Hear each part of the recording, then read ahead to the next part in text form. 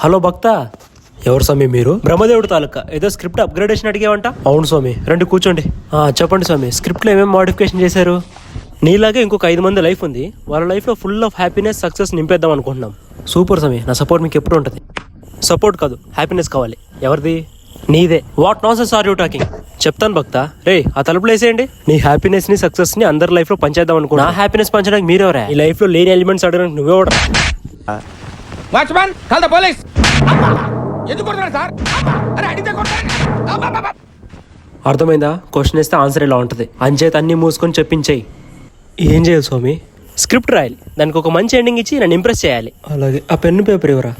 Open చేయగానే అంబానీ ఇంట్లో birth place, full of enjoyment, full of success. అడగగానే అన్ని కాళ్ళ దగ్గరకు వచ్చేస్తాయి. వాడి లైఫ్ అంతా ఎంజాయ్మెంట్, హ్యాపీనెస్. ఏమైంది స్వామి? నువ్వు ఎంచుకున్న స్క్రిప్ట్ ఏంటి, రాస్తున్న స్క్రిప్ట్ ఏంటి? వాడి లైఫ్ వెళ్ళాల్సిందటు వైపు, నువ్వు పంపిస్తుందటు వైపు. At the age of 20-25 girl friend, 25-26 success. ఒక్కోసారి లైఫ్లో జెర్సీ మూమెంట్ లేకుండా పోతుందేమో అని భయపడి వస్తున్నాను. మేము ఎక్కడో ఒలింపిక్స్కి వెళ్దాం అనుకుంటాం, కానీ మీరు ఇక్కడే ఉంటారు. అక్కడికి రా.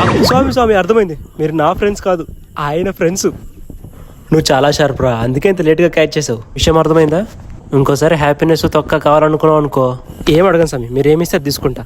వెరీ గుడ్, జెర్సీ మూమెంట్ ఇప్పిస్తాలే. ఉప్పునే మూమెంట్ రాకుంటే చాలు స్వామి. దీని బిహేవియర్ మీద బేస్ అయి ఉంటుంది. జెర్సీ మూమెంట్ అన్నారు. ఇప్పుడు చూడండి, లైఫ్ మూమెంట్ లేకుండా అయిపోయింది.